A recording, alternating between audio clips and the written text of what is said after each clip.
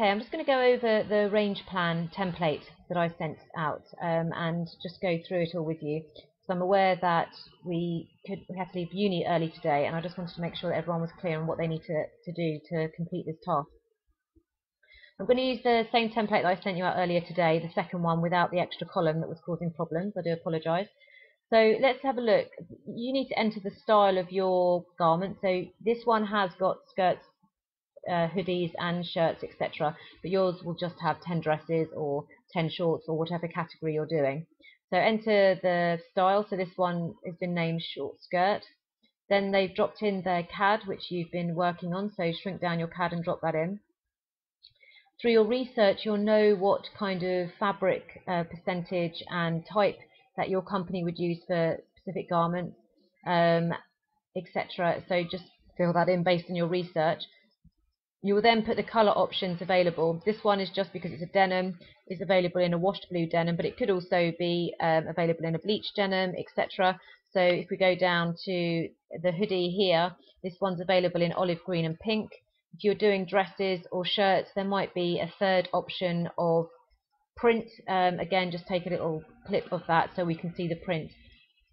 Through your research, you'll know the assortment mix that your company does. So apply that knowledge to how many different colour options are available. Again, with sizes, drop in whatever sizes. It could be extra small to extra large. It could be size 6 to 18. It could be European sizes. It could just be small, medium, large. Whatever for your category, whatever your company would use, just include that in the sizes there so that we can see what size range is available. In terms of retail price, you've infilled this. This again will be based on your research. You'll know what the best, better and best price is. You'll also know the entry and exit price and the median price for your company. For this one, the short skirt we're saying is worth at retail price. For my consumer, it would be £35, which means that if I want to achieve my 68% profit margin, which we've discussed is the sort of industry standard for high street, then the cost of that garment needs to be £11.20. This equation, anything in red, the equations are already set. So if I decided the skirt was going to be £40 at retail, that means to get my 68%, I would have to buy that skirt, the cost price, at £12.80. But let's keep it at 35 for now. So I need to achieve that £11.20 to be able to get 68%. Same with all of these. Whatever price I put in here will automatically change the optimum 68% price that I have to achieve, which when I'm planning my range and my collection as a buyer allows me to start negotiating with suppliers. The actual cost column is where I want you to put on your virtual buyer's hat, because the reality is that you won't always get your perfect 68% cost price. So I don't want you to stray too far from the cost, the actual cost we need to achieve, but I just want you to play around with it a bit. So what we've done here is we're saying, well, actually, that skirt, the short denim skirt with the detail, etc., etc., I actually think that I can buy that from my supplier for £11, which will in turn give me the margin achieved on that £11 will be 68.57%, which is 0.57% higher than I need to achieve, which is fantastic. So I'm up a little bit. This one I've decided a long denim skirt I can actually get for £12.20, which again means I've got 68.72% on my margin achieved, which is brilliant. The hoodie is really fantastic because I order so many and it's a repetitive garment. I can get that for £12, which means I get 70% margin on that one, which is fantastic. This one, however, is I need to achieve £14.40 cost price to achieve my 68% profit, but due to the embroidery and some of the detailing, I think that one's going to cost me an extra 10p. So I put that in £14.50, meaning that my profit margin on that one is actually below my my main 68%, which is 67.78%. But I'm okay about that because I've achieved some really good margins above on other garments. So if I do that to all 10 garments, I put my virtual buying hat on, I can come down to here and I can check this square here. So overall, with some that are higher, some that are lower, and much higher, etc. And don't forget, I've got another page as well. Overall, I'm achieving a 68.87 margin on the whole collection range. So I'm happy with that, and it means I'm 0.87 over what I need to achieve, which is fantastic. So that's what you need to do for that. Then we go on to total quantity. This is, again, going to be based on you putting your virtual buying hat on. And just think about when you went around store and looking at the assortment mix, looking at their trend pieces, their basics, and their fads, just to work out how many units or what are the key pieces. So, for instance, here, I think for this company, the hoodie is a key piece. It's a fantastic profit margin, and it's in a couple of colours, and I know we sell well year after year, and it's always in the collection. So I think we should, we can get 150 units of that. That one I'm confident on. This one is, I think this one's going to be a really key piece. It may be a little under profit margin, but I think it's a key piece. It's very on trend for the season and for the customer and the brand.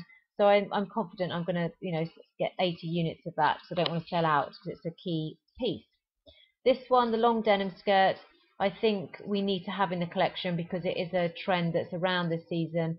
However, in this particular season I'm talking about. However, I don't think, I think the short mini skirt, the short denim skirts can be more popular.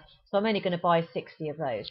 So that's all we're asking you to think about. Think about the trend-led garments, your basics like the polo shirt that sell year in, year out. We change the design slightly. And we've got it in lots of colours. Let's make sure that, and we get a good profit margin. Let's make sure that we have quite a few units of those. Okay, so that's all we're asking you to do there. The total cost, the total retail cost, and the total margin will all work themselves out, depending what information you put in earlier on the sheet, which I'll go through with you in a minute. The total cost column here, this is basically working out your actual cost price times your total quantity. So the total cost to make 80 units of this garment, of the short skirt, at actual cost price of £11 will be £880. Okay, your total retail is basically working out your retail price here of £35, total of your quantity. So if we sell all 80 units of that skirt, our total retail value for that will be £2,800. Overall, just repeating the margin achieved, if we sold all 80, we'd be getting a 68.57 profit margin, total margin. Okay, same for all of these. And if we go down to the bottom, this is why I've kept on this page, because I now need you to be aware of the totals at the bottom. This here just simply adds up all the numbers in there, so it's just one retail price, recommended retail price of 35 plus 39 plus 40 plus 45 plus 48 plus the others on the other page, and that's the total. So don't worry too much about that one. The cost was 68%. Again, that's the perfect 68%. Don't worry about that one. The actual cost, this is how much the actual cost would be once we decided how much we're going to pay per garment. And to make one of every unit, which is a very rare thing in manufacture, we would need £146.36.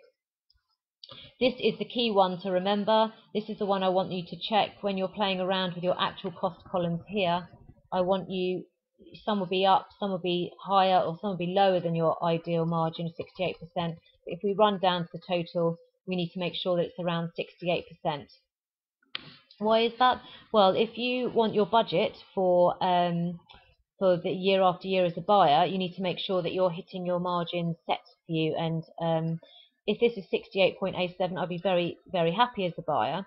But if it was, say, 67.75, then I think you'll still be okay because you're so close, and you could justify that to a merchandiser by saying that you've got a really key trend that's going to cost some money, but it's really worth it. If your margin achieved was coming down as low as 60%, you would have to really argue your case if it was about a really key trend piece that was going to be quite expensive, but it was vital to the collection, to the press, etc., etc., you'd really need to, justify why you're not coming in on margin, and that you might need some more money. Or it might be that if you can't find a way of justifying it, that you might have to cull down on some quantities, or get rid of that piece, or simplify that piece to make sure that you're in your margin. So that's kind of why we need to look at that. So the total quantity is, once you've worked out how many units you want per garment, this whole range on this particular range category will be 960 units.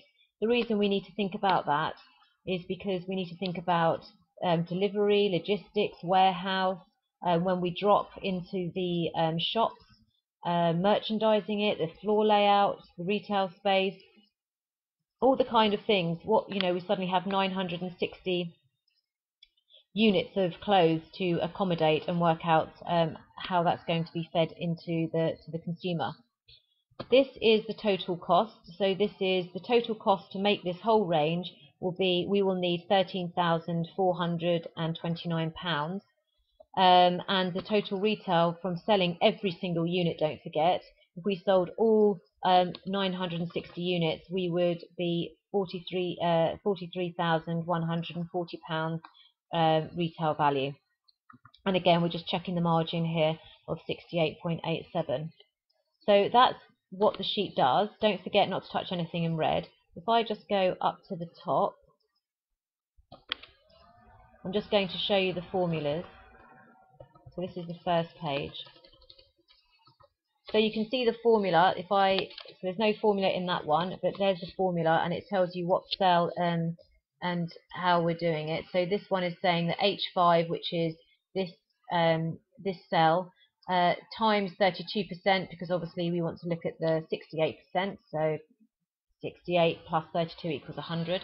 So it works out the 68% will be 25.6.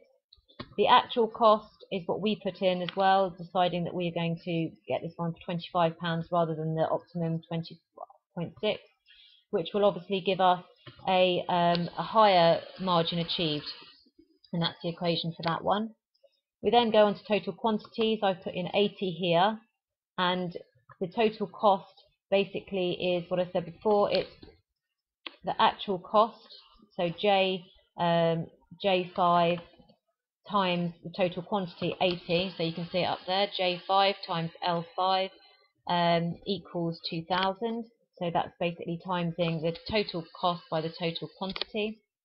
The total retail is the total quantity here times the recommended retail price that we've added. So 80 times, in this case 80, will be £6,400. And then this is just the equation that's checking our total margin on N5, which is this one, minus this, times that. So it's just basically working out the percentage difference to make sure that we are matching what the margin we've achieved. So hopefully that explains a little bit more about the range plan. And please email me if you've got any more questions.